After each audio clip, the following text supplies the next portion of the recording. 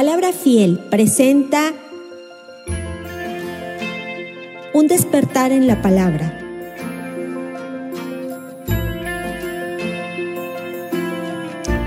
Y lo que Dios quiere hacer en nuestras vidas precisamente es enseñarnos a cómo vivir el Evangelio en la vida diaria, que es muchas veces que es lo que nos cuesta trabajo. ¿Por qué hablar de esto? Y es que en los últimos 15 años, yo más o menos he calculado así, hemos oído mucho del Evangelio a través de las redes, como lo decía hace un momento, a través de todas las redes, las plataformas digitales, de lo que hemos oído mucho, pero también hemos visto muy poco sobre eso. En otras palabras, el mensaje que ha sido predicado, pero que no necesariamente hemos visto como que la transformación del poder del Evangelio, precisamente de las personas que dicen, muy poco se ve esa transformación.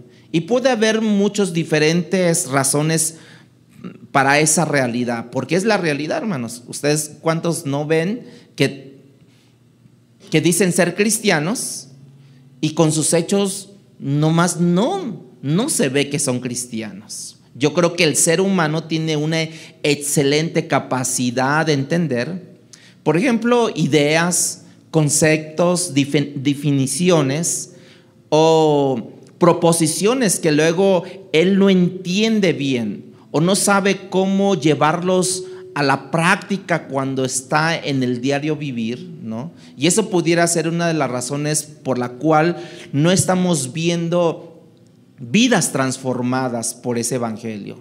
¿Cuántos años gente tiene de cristianos? 15, 30, 50, 20, 10, 5 años. O quizás nos sentimos cómodos también con esas ideas que conocemos nada más en nuestra mente.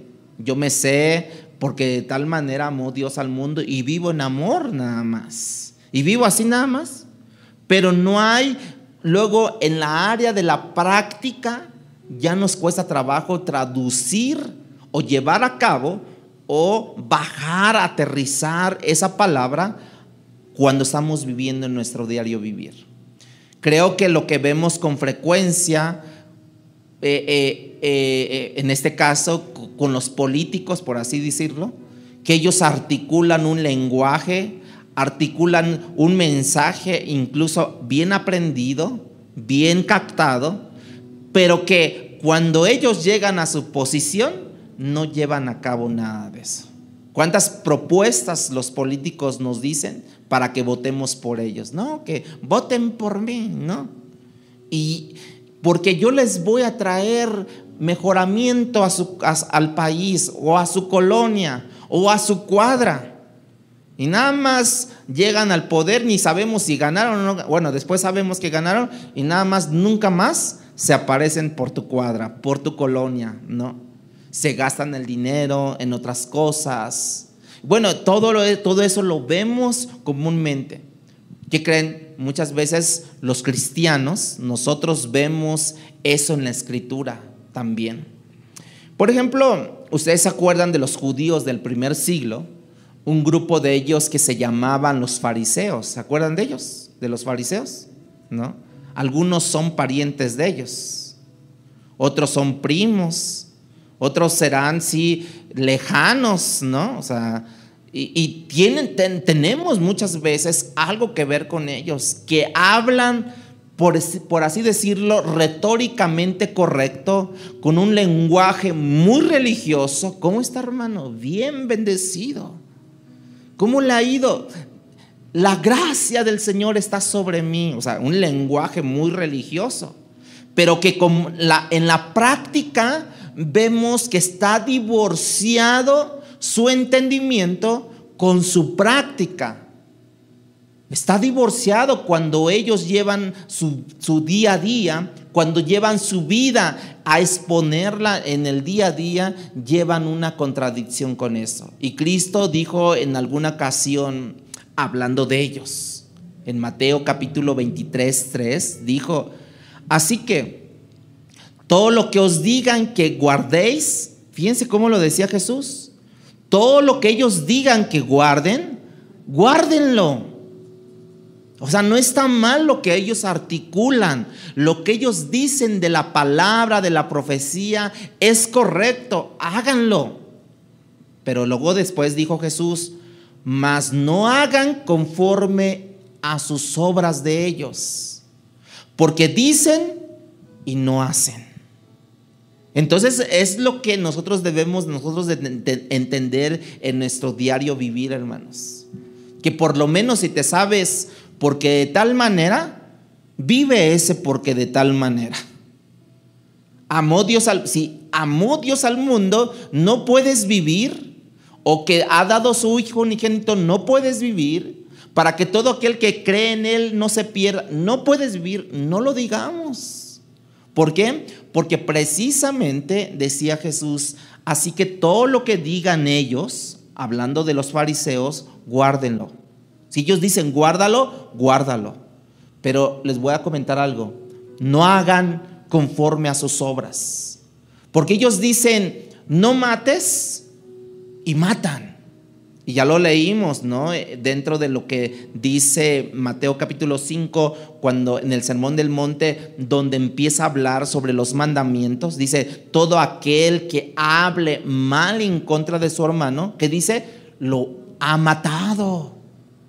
No forniquéis. Y uno espera que te vean saliendo de un motel para que digan, mira, está fornicando. No. Dice, si nada más con codiciar ya adulteraste, ya fornicaste, ya hiciste equivocadamente las cosas. Lo que vamos a enseñar el día de hoy no es algo nuevo, hermanos. Siempre ha existido.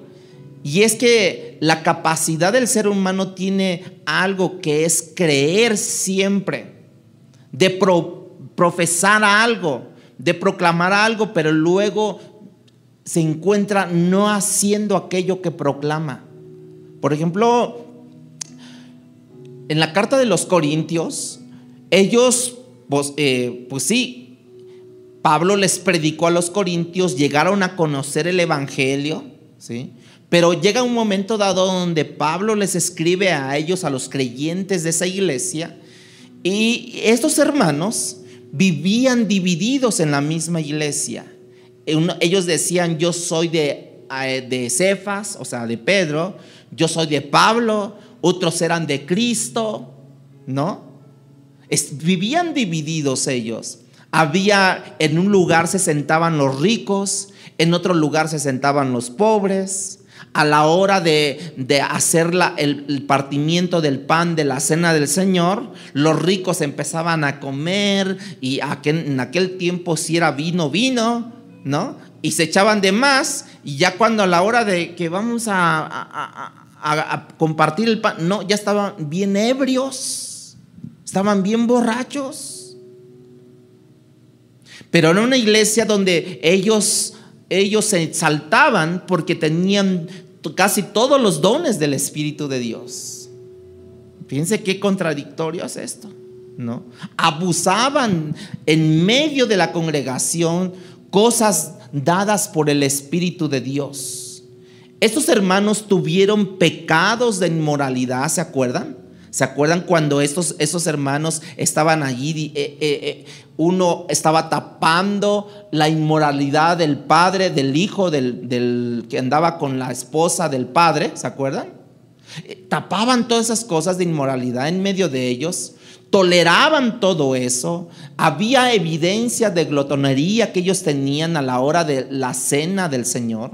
Sin embargo, parece que no veían, que su vida no era congruente con lo que ellos decían saber de la palabra de Dios, con su vida diaria, ¿sí? Una conducta diferente a lo que el evangelio de Cristo o lo que ellos escuchaban del apóstol Pablo.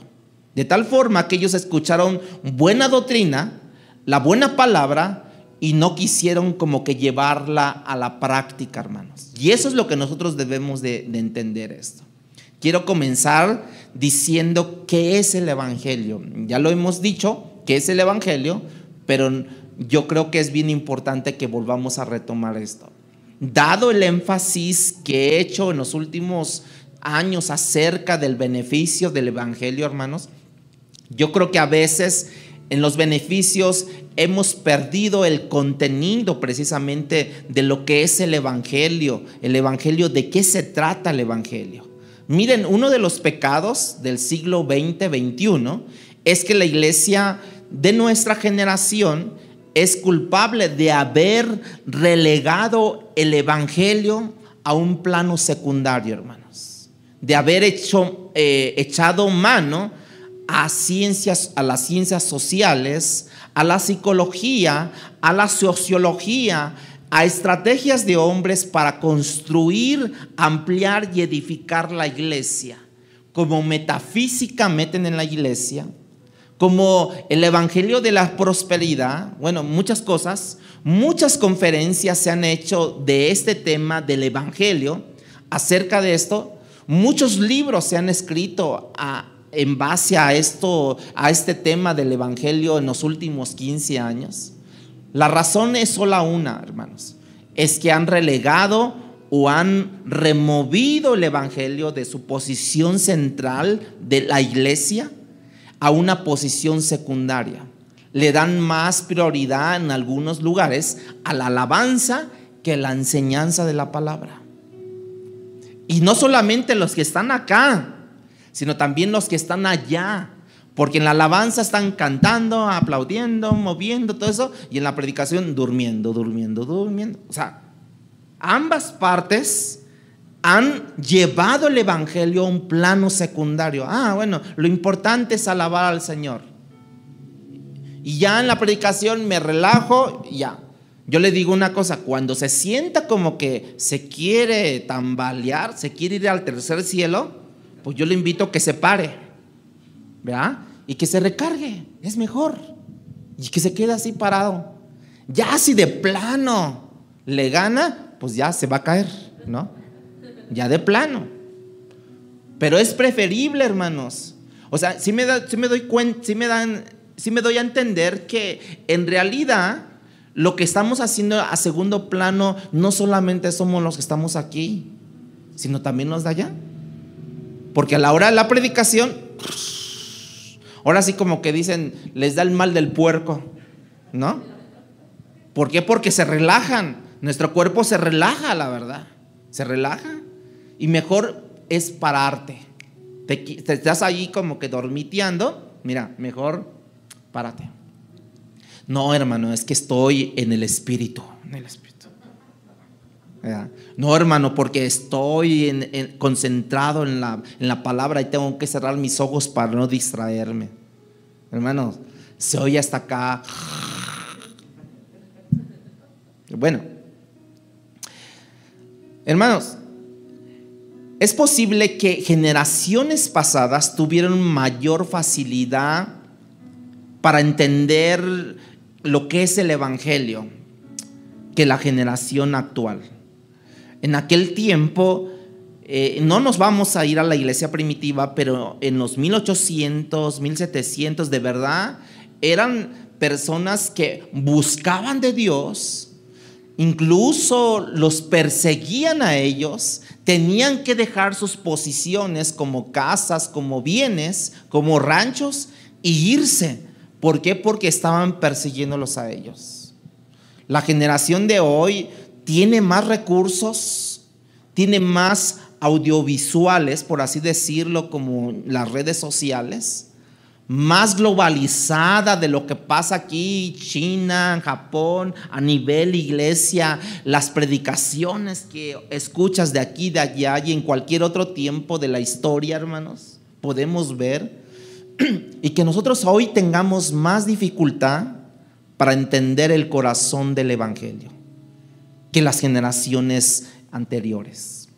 Yo creo que nosotros hemos perdido de vista que el evangelio, en primer lugar, es la obra de Dios a través de la persona de Jesús.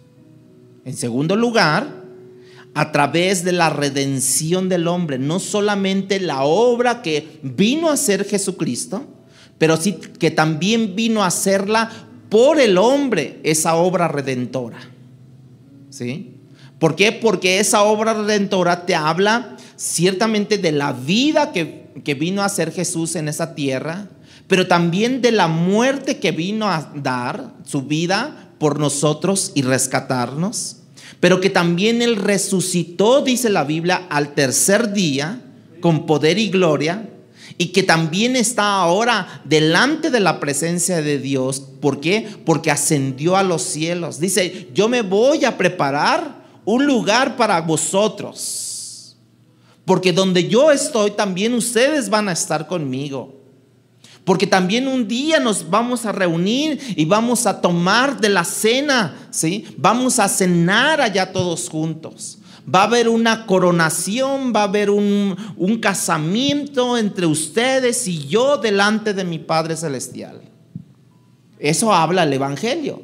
Obviamente, este es el propósito del Evangelio. Ese es el fin del Evangelio. Pero en la obra de Dios, a través de la persona de Jesucristo. De tal manera que si nosotros analizamos la centralidad de la cruz y la centralidad de la resurrección, representan precisamente el corazón del mensaje del Evangelio. Hay dos cosas: la centralidad de la cruz y la centralidad de la resurrección. Y muchos que afirman esto no necesariamente hacen de la cruz y de la resurrección, hermanos, la centralidad del Evangelio de la vida. Y allí es donde nosotros entramos en unos conflictos allí. Porque ¿qué vino a hacer Jesucristo por ti? ¿Vino a qué? A darte vida. ¿Vino a qué? A salvarte. Vino a decirte: ¿sabes qué? Ya no eres tú solo, yo soy contigo. Ya no tan solamente dijo: miren, ustedes son salvos. Sí, somos salvos, sí, pero ¿qué? Pero vayan y prediquen este evangelio a otras personas. ¿De qué vas a predicar? Del evangelio, de la vida, de la muerte, de la resurrección, de la ascensión de Jesucristo, que es el evangelio de Jesucristo, de Dios. Y la iglesia ha ido sustituyendo el evangelio y su poder por otras estrategias. Por ejemplo, una de las estrategias del cual ha sustituido la iglesia de este siglo en América Latina, ustedes oyeron hablar mucho tiempo en algún momento de la guerra espiritual. ¿Se acuerdan de eso? ¿Cuántos libros no se escribieron? Yo creo que yo leí como unos 5 libros de guerra espiritual, hermanos. Desplazó precisamente la proclamación del evangelio. Por muchos años, en muchas localidades, escuchamos más acerca de Satanás y los demonios, ¿no? Hasta había una cuestión de demoniología, así. Creo que yo tomé una materia, creo que hablando de las sectas, entraba una sección de demoniología, ¿no?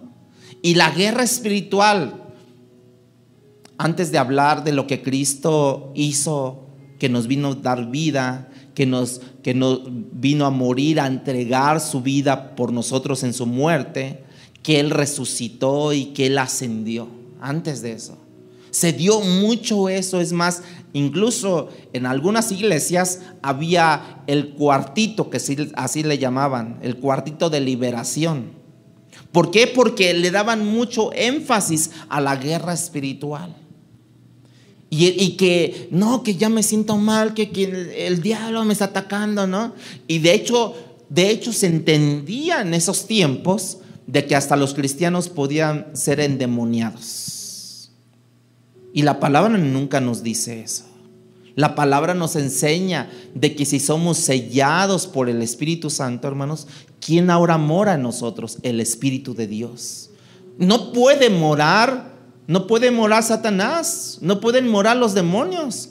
¿Por qué? Porque si el Espíritu de Dios verdaderamente mora en nuestros corazones, no hay cabida para un demonio, para Satanás mismo en nuestros corazones. Pero allá, en ese tiempo, se desató la guerra espiritual tremenda, que ya te decían que, no sé, a lo mejor que me está yendo mal en el trabajo. No, creo que ya estás endemoniado. Pasa al cuartito. Y ahí te exorcizaban allí, nada más.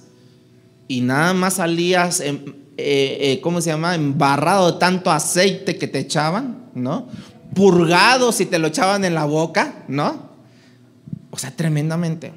Paul Washer, lo han oído, saben de él, Paul Washer. Dice que uno de los grandes crímenes de la iglesia, de esta generación del cristiano, es la negligencia del evangelio.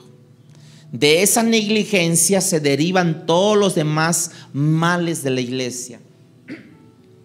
¿Qué quiere decir esto? Que han perdido la centralidad dentro de la iglesia, el evangelio.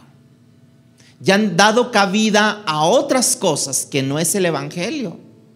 Y dice Paul Washer que es uno de los más grandes crímenes de esta generación. El mundo perdido no está tan endurecido hacia el evangelio. Escuchen esto. El mundo perdido, los de allá afuera, los que no creen en Cristo, no están tan endurecidos del evangelio, sino que es más bien ignorante del evangelio. Porque muchos que proclaman el evangelio son ignorantes de las verdades más básicas del evangelio. Por ejemplo, puede ser uno cristiano, como les dije yo. Puedes tener aquí, no sé, puedes tener de cristiano 15 años, 20 años, mas no vives el evangelio. Ignoras muchas cosas del evangelio. Ignoras cómo traducir esto. Es, por ejemplo, tienes tú un piano en tu casa y no lo sabes tocar. Y ya tiene el piano ahí 50 años, pero no sabes cómo descifrar ¿y esto que suena qué es? ¿Y esto que suena qué es? O sea, no sabes lo que estás teniendo allí como un piano en tu casa. Bueno, muchos cristianos tienen la Biblia, llevan 15 años en el evangelio, mas no pueden descifrar cómo vivir su vida día a día el evangelio de Jesucristo. O muchas veces, fíjense, ahí está otra cosa. Muchas veces, cuando tú tienes ese piano en tu casa, tú lo tocas de una manera, ¿cómo le llaman? Lírica, ¿no? Sí, lírica. Y empiezas a tocarlo allí, ¿no? Y entonces tú crees que está sonando bonito, ¿no? Tú crees que estás ahí tocando y todo. Tú crees. Pero cuando llega alguien que sabe de música y mira, tengo un piano. Ah, sí, mira, ¿verdad que se escucha bien bonito? Y el otro se queda así diciendo, ¿eh? O tienes algún otro instrumento, ¿no? O tienes una batería, ¿no? Y estás, y alguien que te quedas así, llega el músico, ¿no? Te quedas así. Tenía un amigo, hablando de esto, de que él le gustaba la batería, pero no tenía money para comprarse una batería. Había la batería de la iglesia y posiblemente él podía ir y ensayar, practicar en la iglesia, pero muchas veces no por la distancia. Y entonces lo que él tenía, entonces él agarró ollas de su mamá, comales. Los comales eran los platillos, las ollas eran los tambores, ¿no? Y él empezó a practicar así, como loco, ¿no? O sea, así. Pero cuando él traducía según su práctica allá a una batería real, como que no, como que le faltaba más como que practicar en una batería real que en los comales, en las ollas, en los sartenes, en todo eso, ¿no? Bueno, muchas veces nosotros nos engañamos así, hermanos. Leemos la palabra de Dios y decimos, bienaventurado, hablando de las bienaventuranzas, capítulo 5 de Mateo, ¿no? Del Sermón del Monte. Bienaventurado ¿qué dice? El pobre de espíritu, ¿no? Cuando él habla sobre Jesús, habla sobre bienaventurado el pobre en espíritu. Y nosotros, ¿cómo lo podemos traducir a nuestra vida diaria eso? Bienaventurados los que son pobres en espíritu. Bueno, que son dóciles, que no llevan problemas, que te dicen que Señor, levántese porque hay una anciana aquí. Pues eso, de hecho, ya lo hubiéramos hecho desde entonces. Desde que vimos a la persona anciana ahí, tuvimos que pararnos nosotros, tomar la iniciativa para que esa persona se sentara, ¿sí o no? Pero muchos que según practican la palabra, dice, bienaventurados los pobres en espíritu, o sea, los dóciles, que debes de ser tranquilo, todo eso. O sea, al contrario de pararte, te dicen, pero yo, ¿por qué? Usted parece, mire, usted es más joven que yo, usted es adolescente, párese usted y déle el asiento a la señora. No practicamos, no aterrizamos la palabra de Dios. Son cosas tan sencillas, tan básicas los que estoy diciendo, hermanos, pero que son tan difíciles muchas veces de llevar, ¿no? Dios nos dice, no sean pleitosos, o ¿cómo le llaman? No sean argumentadores, no sean pendencieros. ¿Y por qué lo somos nosotros? Es porque cuando llega a la hora de ejercitar o hacer ejercicio de la palabra que hemos leído, hermanos, nos cuesta un trabajo, como que se nos borra el cassette, ¿no? Como que se nos resetea la máquina allí en ese momento. ¿Y qué pasó? Ya se borró toda la información, ¿no? Se borró todo. ¿Por qué? Porque formatearon mi cerebro. O sea, ¿quién formateó tu cerebro? ¿Sabes quién lo formateó? Precisamente la dificultad, la prueba. En ese momento, dice la Biblia, yo debo de ser manso, pero no menso.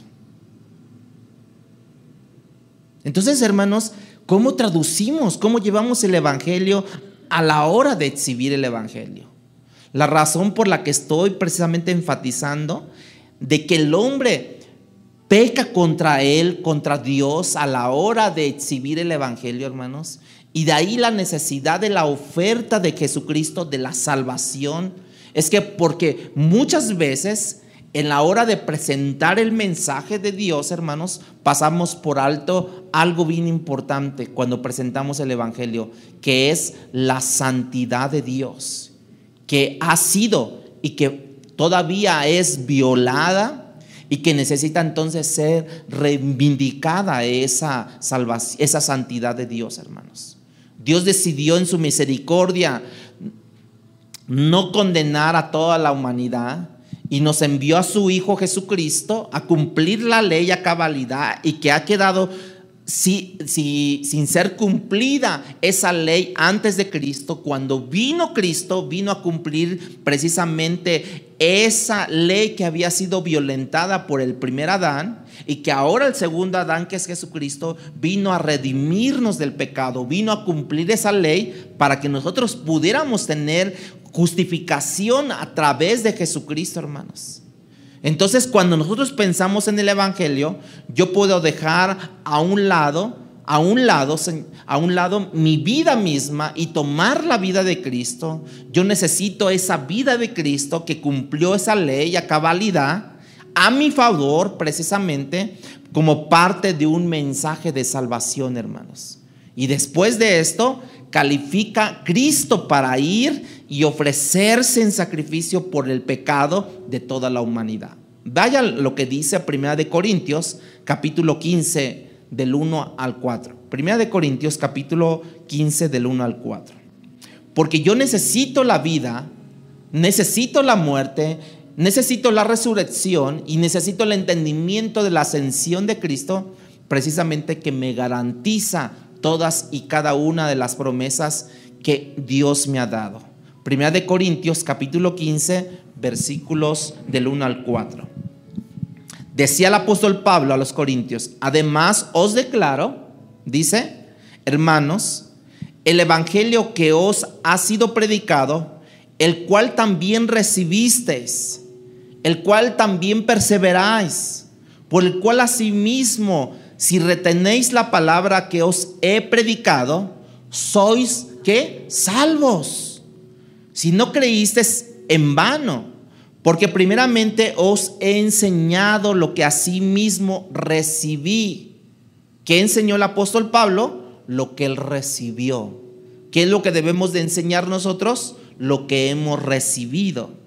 Que Cristo murió por nuestros pecados, conforme a las Escrituras, y que fue sepultado y que resucitó al tercer día, conforme a las Escrituras. Pablo, hermanos, se propone pasar a los corintios el mismo evangelio que él ha recibido de Cristo, sin cambiarlo, sin alterarlo, sin diluirlo, ¿sí? En dos eventos ahí les pone allí. El primer evento, la cruz, y el segundo evento, la resurrección de Cristo. Dos eventos comprobados históricamente por la palabra de Dios. Y eso nos ayuda a nosotros cuál es el corazón del evangelio que nos trae salvación. Así que debemos de presentar el evangelio, pero también debemos de vivir el evangelio como nosotros lo hemos recibido de las Sagradas Escrituras, sin adulterarlo, sin cambiarlo, sin diluirlo, sin desplazarlo a un segundo plano, hermanos, porque es parte de nuestra responsabilidad llevarlo de esta manera. Segundo lugar, y con esto vamos a terminar con el segundo punto, porque esto es para una tercera sesión lo que les voy a decir. Segundo punto es, ese mensaje es cómo se debe demostrar y que una persona lo pueda transmitir por la transformación precisamente del poder del evangelio, ¿sí? Ese mismo poder que él continúa santificando al creyente, porque estamos siendo santificados día a día. ¿A través de qué? A través de la palabra, a través de la oración. Entonces, ¿cómo se vive el evangelio? Usted me podría decir. El Sermón del Monte tenemos como que, si usted lo lee, el Sermón del Monte, tenemos como que una idea de cómo vivir una vida transformada por el evangelio. Usted lo puede leer, el Sermón del Monte se encuentra en Mateo capítulo 5. Usted lo puede leer en su casa. Apúntelo para que lo pueda leer. Si vemos el libro de los Hechos ahora, en el capítulo 2, capítulo 4 también, tenemos una idea de cómo es una vida transformada por el evangelio. La iglesia era de un corazón, dice la Biblia en Hechos, era de un corazón y de una alma. ¿Qué hizo eso? ¿Quién lo hizo eso? En esas personas de un solo corazón, de una sola alma, precisamente el evangelio lo hizo. El apóstol Pablo en los Gálatas escribe sobre el fruto del Espíritu, Gálatas capítulo 5, ¿no? Tenemos una idea de cómo una vida transformada debe de ser por medio del evangelio. También estudie capítulo 5 de Gálatas, para que vea usted los frutos de la carne y los frutos del Espíritu, y usted diga, yo me estoy identificando con estos frutos de la carne. Bueno, yo también me estoy identificando con estos frutos del Espíritu. Y vaya seccionando en dónde está usted ubicado, ¿sí? Si ponemos atención cuando Cristo dijo, aprended de mí que soy manso y humilde, eso nos da una idea también de cómo una vida transformada es cuando tiene el evangelio bien claro en su corazón y en su mente, hermanos. Pero hay obstáculos en nuestro camino que nos dificulta verlo esto, hermanos. El primero, y no es el único, y es que a veces no entendemos los componentes del evangelio. No entendemos, por eso no podemos llevar a la práctica el evangelio, porque no entendemos los componentes. Nosotros vivimos en una sociedad quizás como nunca antes, más individualista que cualquier otra sociedad, hermanos. La sociedad moderna ha adquirido una serie de cosas de cómo vivir esa persona, que le hacen cada vez más necesario vivir, que le hacen más dificultad vivir como en una comunidad. Por ejemplo, muchas personas al congregarse, no, yo prefiero verlo de aquí de la televisión, el mensaje. Yo prefiero escuchar las alabanzas desde aquí, desde mi cama, ¿no? Aparte de individualista, también es flojerita, ¿no? También ahí, ¿no? Pereza, ¿no? Y que a ellos a lo mejor sí hay que pasarlos al cuartito, ¿verdad? ¿No? Hay que sacarles unas cosas, ¿no? Ahí, ¿no? No podemos vivir el evangelio, hermanos, si vivimos de una manera individualista. Se entiende, ¿verdad? No podemos vivir el evangelio, no podemos llevar a cabo el evangelio porque vivimos de una manera individualista. Yo creo que muchas veces nos sentimos satisfechos conociendo nada más la verdad. Muchos nos sentimos satisfechos nada más con el solo venir a la iglesia. Ya vine a la iglesia, ya estoy satisfecho, conociendo una verdad, pero sin vivir esa verdad, hermanos, sin vivir afuera esa verdad. Y es allí donde tenemos que cambiar de mente. Ahora sí que nos tienen que resetear nuestra mente y cambiar y tener la mente de Cristo. Pero si nosotros no vivimos el evangelio, dice la Biblia que estamos negando el evangelio. Decía que hay componentes del evangelio, ¿verdad? Que nosotros no vemos y que no solamente pudiéramos predicar un mensaje, sino no vivir el evangelio. Por ejemplo, un componente del evangelio es la humillación. Un componente del evangelio es la humillación. Y lo tenemos como ejemplo de Jesucristo, que dice que no consideraba ser igual a Dios como cosa a que aferrarse, sino que se hizo hombre. La humillación, hermanos. Muchas veces a usted le dicen, no, es que quién sabe qué, y te tratan de humillar, ¿sí o no? Y no, ¿por qué me voy a dejar humillar? No, porque quién sabe qué. Uno de los componentes del evangelio es la humillación, hermanos. Jesucristo se humilló haciéndose hombre. Él pudo haber no llegado a la cruz. ¿Por qué? Porque me van a escupir, porque ¿cómo el Hijo de Dios va a permitir todo eso? La humillación es un componente. Segundo componente es el sacrificio que debemos de tener nosotros.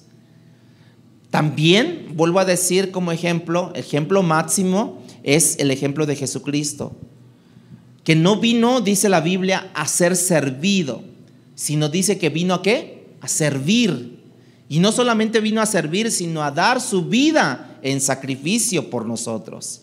Él no vino solamente a morir, sino que Él quería que antes de morir pudiera servir a los hombres. Y ahí tú ves lavándole los pies callosos, lavándole los pies tal vez hongueados, lavándole los pies a los discípulos, hermanos.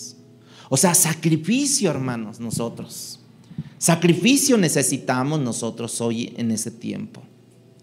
Otro componente que necesitamos entender es la gracia sobre gracia. Gracia sobre gracia como parte del evangelio. Y de esa manera, cuando yo me relaciono contigo, hermano, cuando yo me relaciono contigo, tú me hieres, yo te hiero y conjugamos. Nos herimos, ¿no? Nos herimos, pero no tenemos que actuar de esa manera, sino más bien vivir en la gracia sobre gracia, porque si yo llego a la salvación, entonces yo no te heriré, yo no te maltrataré. Pero nos falta la gracia sobre gracia, esa gracia de Dios. Por gracia no digo nada, por gracia no te molesto, por gracia hay un sacrificio que guardo silencio, hay un sacrificio que digo, Señor, tú eres el todo, Señor. Porque, hermanos, si hemos entendido la salvación de Dios, la gracia sobre gracia como parte del evangelio, hermanos, entonces nosotros decimos, solamente es por tu gracia que yo estoy aquí, Dios. Solamente es por tu gracia, porque habría posiblemente personas, podría haber otros mejores que uno, pero es la gracia que está sobre nosotros nada más. El otro punto de los componentes, hay un perdón incondicional hacia los hombres. Y Dios quiere que a la hora de yo vivir este evangelio, este mensaje, cuando yo viva y conviva con los hombres, por ejemplo, con mi esposa, con mis hijos, con ustedes que son mis hermanos en Cristo, yo extienda un perdón incondicional. O sea, perdonar. Porque ese es el mensaje que a mí me ha salvado, el perdón incondicional. A ver, dígale a su hermano de un lado: yo te perdonaré cuando tú me hagas algo mal.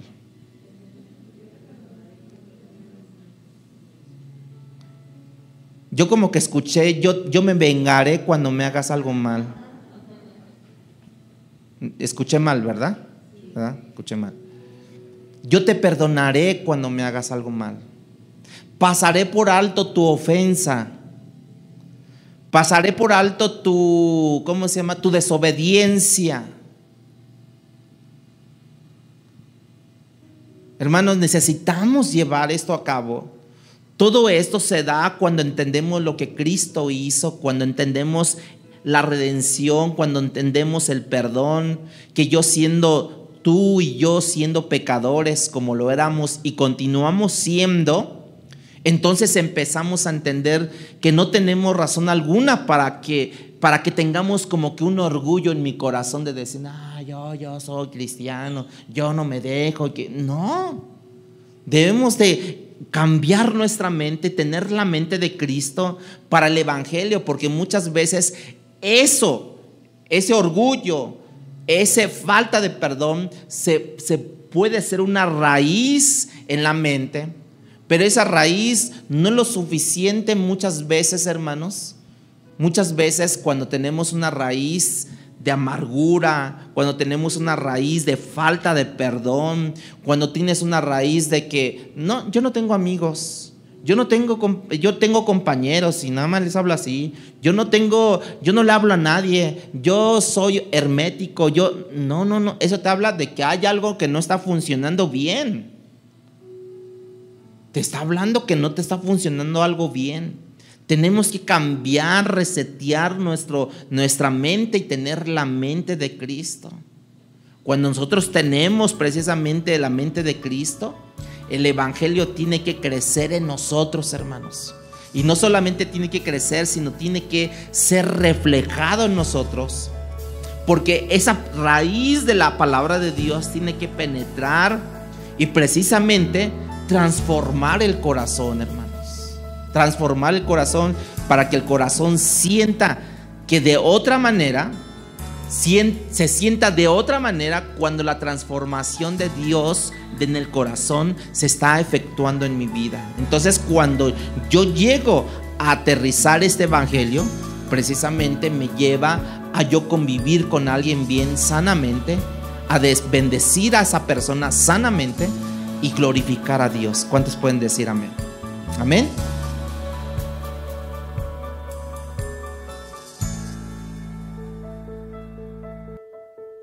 Palabra Fiel presentó Un despertar en la palabra. No olvides buscarnos en Facebook y YouTube como Iglesia Palabra Fiel CDMX y seguir las transmisiones por Zoom de cada domingo.